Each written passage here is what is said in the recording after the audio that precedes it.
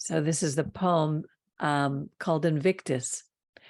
Out of the night that covers me, black as the pit from pole to pole, I thank whatever gods may be for my unconquerable soul. Well, I wouldn't say that because I don't believe in gods. In the fell clutch of circumstance, I have not winced nor cried aloud. Under the bludgeonings of chance, my head is bloody, but unbound. Beyond this place of wrath and tears looms but the horror of the shade, and yet the menace of the years finds and shall find me unafraid. It matters not how strait the gate, how charged with punishments the scroll. I am the master of my fate. I am the captain of my soul. Uh-oh. I hate to say, Jerry, but everything that this poem says, I do not believe. It's What don't you believe? It's What totally don't- the opposite for me, because I what- don't believe in chance. It says under the bludgeonings of chance. Chance is a god. My head is bloody but unbowed. When my head was bloody, I was very far bowed to the ground. Beyond this place of wrath and fears looms but the horror of the shade. No way, it's the light of God. And yet the menace of the years finds me and shall find me unafraid. Without God, there is only fear. It matters not how strait the gate, how charged with punishments the scroll. I don't know if he's talking about the Torah scroll or God's words. I am the master of my fate. The fate is a God. I'm the captain of my soul. Only God can be the captain of my soul. Because let me tell you, I have gone down many paths and followed many gods. If I were the captain of my soul, I would be, who knows where I'd be now. We'd be in a mess. Well, Absolutely a mess. Yeah. It So doesn't mean the opposite either, Jerry. It doesn't mean we're just corks on the wave. We have decisions to make. Life is a battleground sometimes, and it's very hard. So, but it doesn't mean that we don't do anything. We just drift. But we aren't captains in the sense that that poem talks about. I remember learning this in high school, and that's what they made us want to think. But they also taught the theory of evolution, Darwin's theory, the survival of the fittest, totally anti-God. It's not the survival of the fittest. We need to take care of the widow and the orphan and the child who cannot take care of himself. We need to speak up for the weak and help them. So it's a very different idea. You don't think that the idea of the survival of the fittest can exist within under God, as far as the animals are concerned? I mean, that could be his.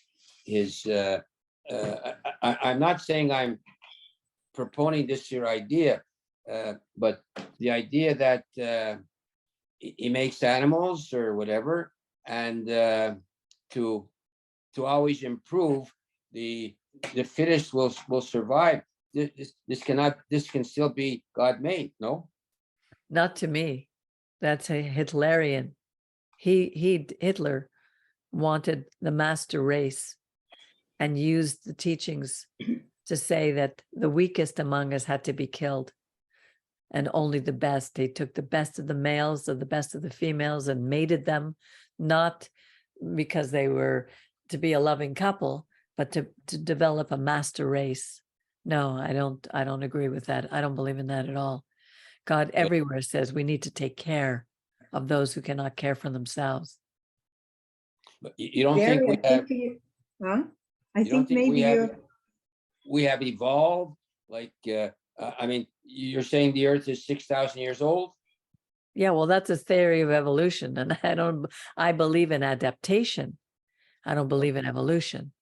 Okay, Miriam, what were you going to say? No, I was just going to say, on one level, everything has some truth to it. Like when you see a little litter of puppies, usually the strongest are the ones that live.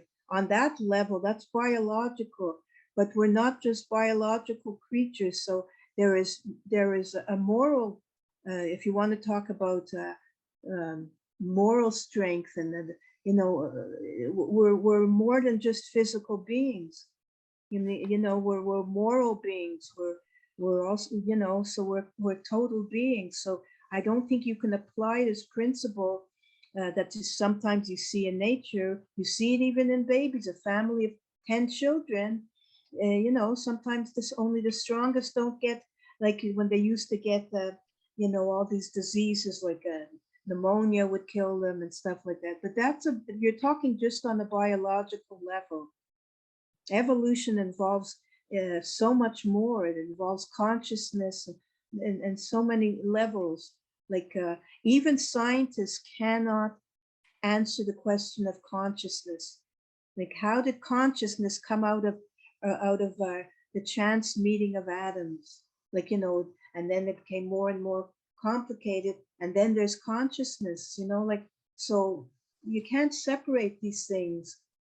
You know what I mean, Jerry? From what I understand, you're talking about the survival of the fittest. On one level, there's some truth in it, but it's not.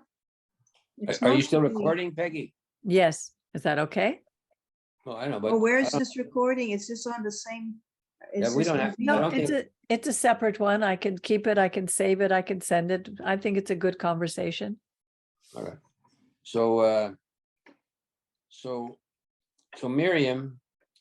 So there's. I don't think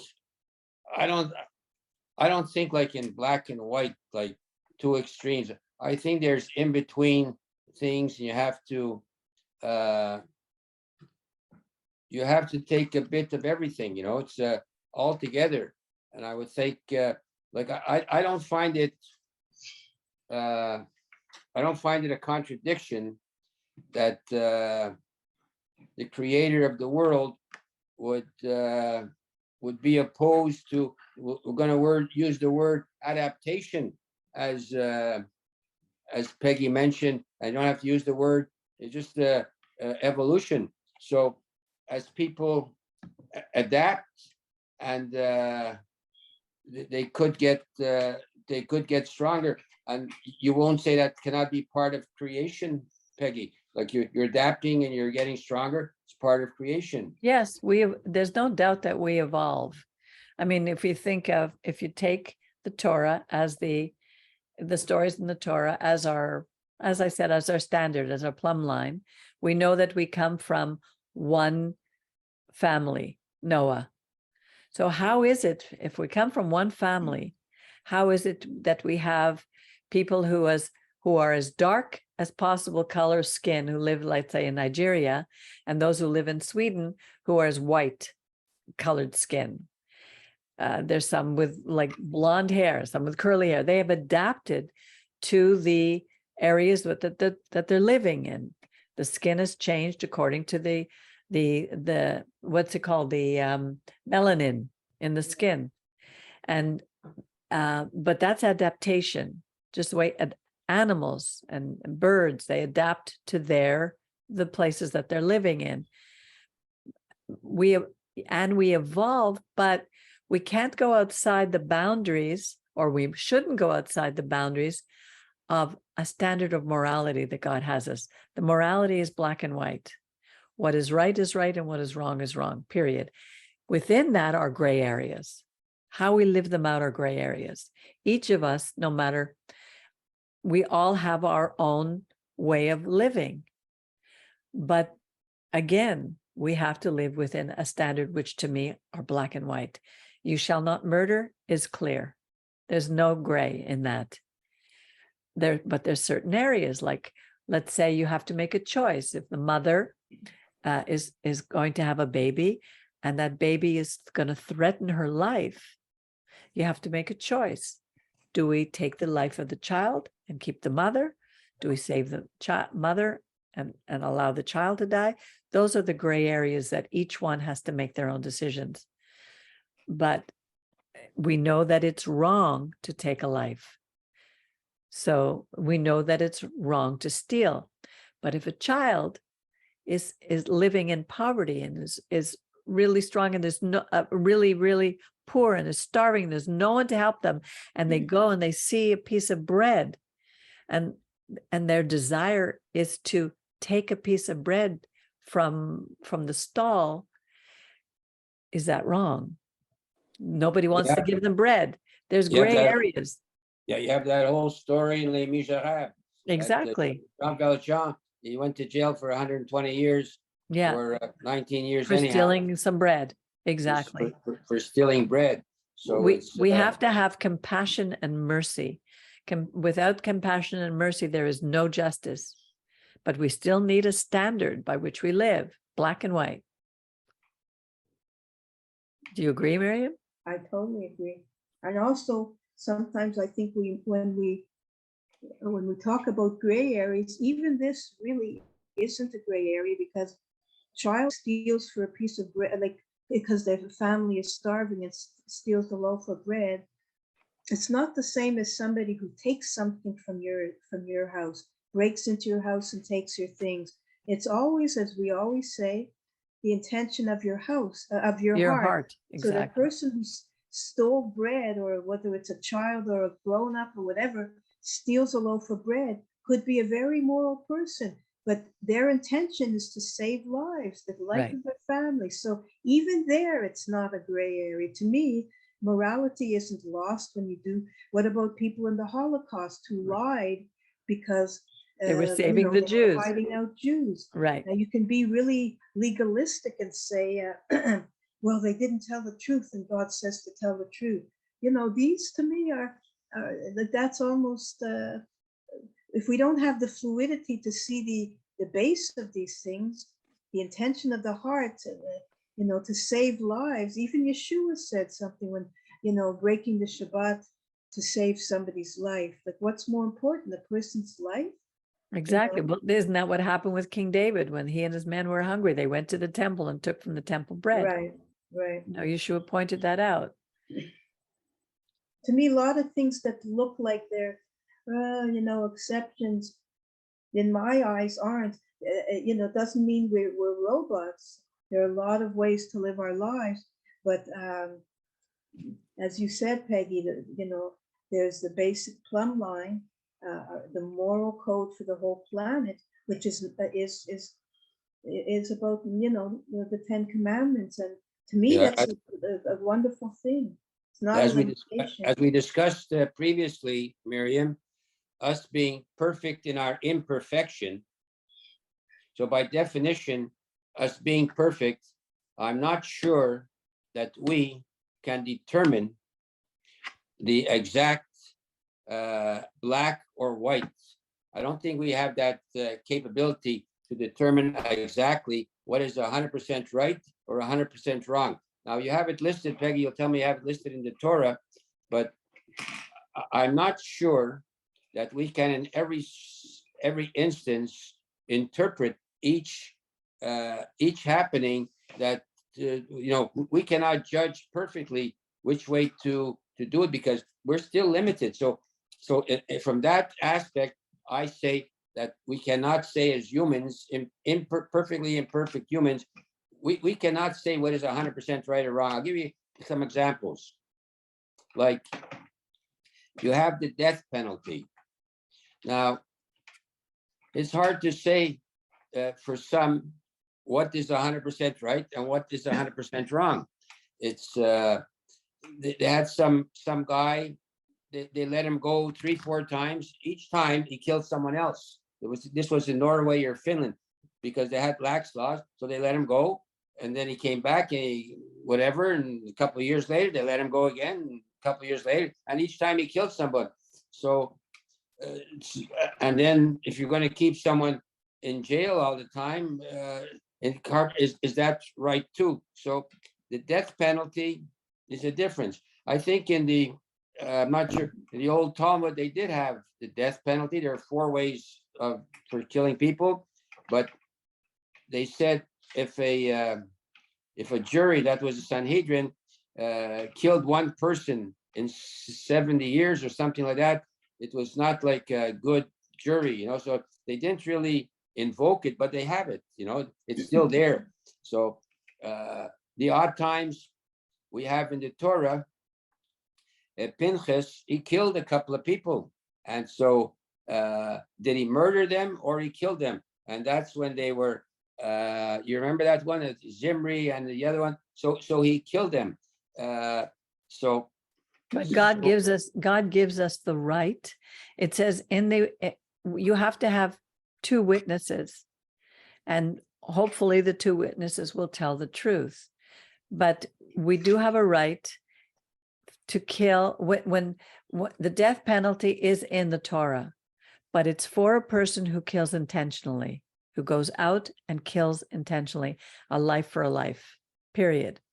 the other thing is, But that's why we have a system. The Torah sets up a system of judges, a system of people. You don't judge a person just on one opinion. You have to have two opinions or three, and they have to be reliable witnesses.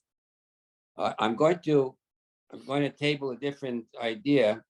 I don't think this is just, I'm tabling the idea. I'm not voting for or against. I don't think anybody does evil or kills anybody in a sane mind. I think anyone who does evil is insane. And we all, I believe, don't take me serious. Again, no black and white here. We all have moments of insanity. We've all had people that have incensed you so much, even in your family, which is mostly in the family. At one point, you love them to pieces, and another point, you hate them to pieces. And in certain moments, you could strike them, which is wrong. But it's not you, or is it you? We have two natures. We have an evil nature, and we have a good nature.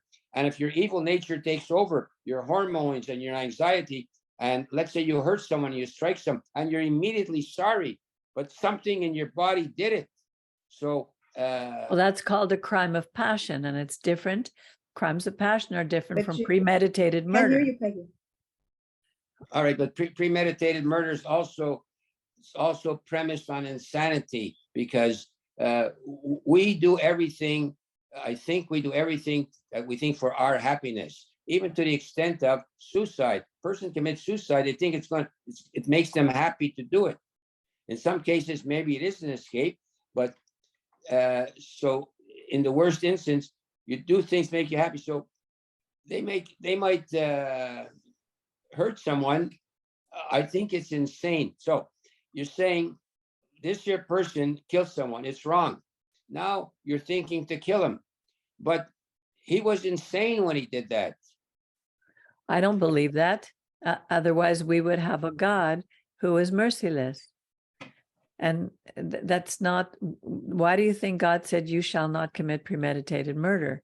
Because he knows it could be a series of circumstances and how this person is raised. It could be, but the fact is, in that moment, he did it. And we are not to take the life of another human being in a premeditated way, period.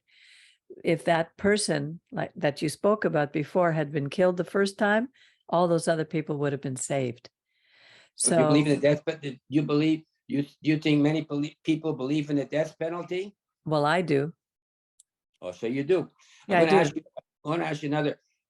I was speaking about this one day, and I thank God I don't have to be in the judge to decide that. It would be very hard to decide if you have to, if you're required, a judge is required to follow the law, and he has to decide person is going to live or die. And the other one is another very highly ethical point is abortion. And so some people are pro-abortion, and some people are anti-abortion. So but before we go into that, I just want to continue on the other topic, because we're talking about a system, a justice system that is under God. When people are under God and they know that there are consequences for their behavior, and they know that they have a choice in what they do. We have been given free will. We have responsibility toward a community. And when we step out of those bounds, there are consequences. When you go into a courtroom today, to me, there is justice today is not just. You see, you can, if you have money, you get off. You get good lawyers who use the law and use precedents to get somebody off. So they're really, today, we're not living in a just system.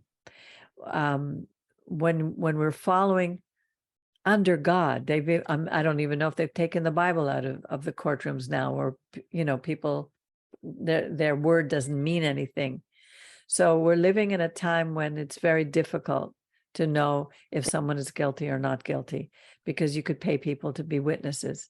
It's just, what God is setting up for us is a system that if we live within that system, we also know that there's a higher power that is, it is our ultimate judge. I mean, you look at King Solomon. King Solomon was a wise king. The story of the two prostitutes is a very famous story. And we see that he used wisdom in finding out who was telling the truth and who wasn't. And those are the type of judges that we need. So it's very difficult today to carry that out in a system where we could be murdering an innocent man who was accused of killing somebody. So there are many aspects to this that have to be handled first. I'm going to make one point.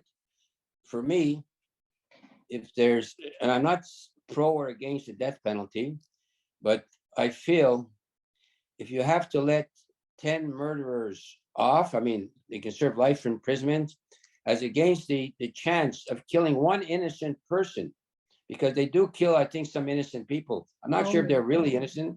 So for what would you do, Miriam? Would you rather let 10 people off or kill 10 people? And if you're going to kill those 10 people, you're liable to kill one innocent person. No, Jerry, I agree with you. Or I guess what this discussion is really about, they're always, the gray areas are not, they're only gray in a changing world where there's no basic, like lawyers we don't have a basic code of ethics even in the government. So it's not really, we're discussing things on like two-pronged. We're talking about a relative world where there are no absolutes. People don't believe in an absolute God. Our law system is an absolute. So it's not really that the area is gray. It's that we don't have a world that is ruled by, when I say rule, I mean God is a God of mercy and beauty. We don't have a world that functions under this system. So when you say gray areas, I can agree with you, Jerry, because the whole world is gray. It's not following the law of God. Oh, yeah, right. So if you were to say, would I rather 10 people, if one person were to die for every 10 people, who for the death sentence, would I prefer that person lived and those 10 people didn't die? Yes, I would. Imagine it were my brother or your daughter or something. Exactly. Yes, I'd rather they spend life in prison. But we're in a system. It's hard to talk about this world because the premise is not one based on God. It's based on man. So everything else after that is like relative. This, well, if this happened and that.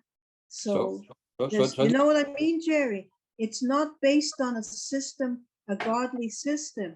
There's, like Peggy was saying, there's so much corruption in the law system that it's hard to even make a statement. You pay somebody off, or there have been people who have been put to death who were later found out to be innocent, and that to me is horrifying. But in principle, I am in agreement that there should be a death penalty. But in the world as we have it, I don't think it functions properly.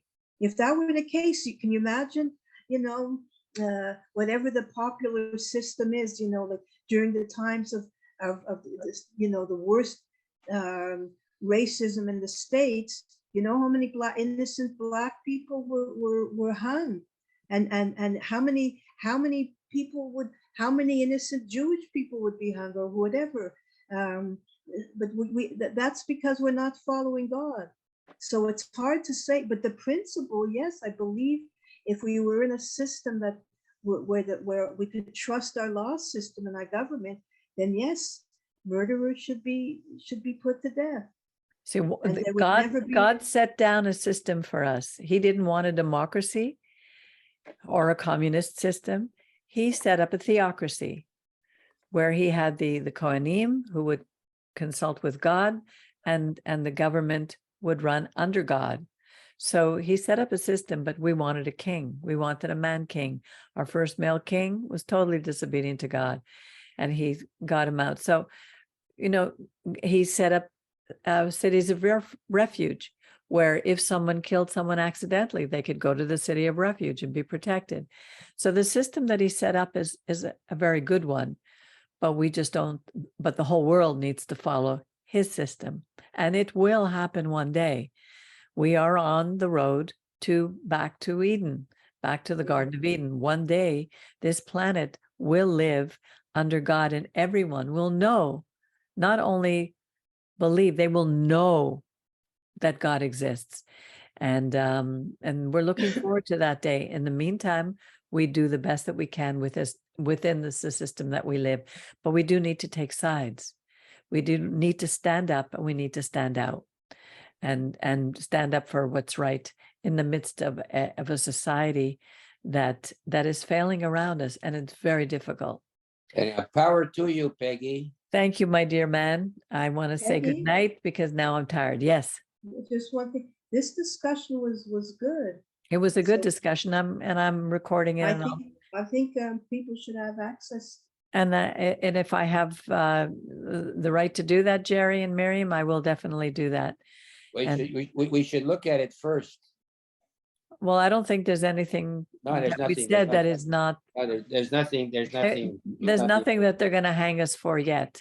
No. So anyway, I say good night again for the second time. Maybe people won't do. I don't know. Maybe whatever. Okay. Sleep well. Have a good evening. Thank you.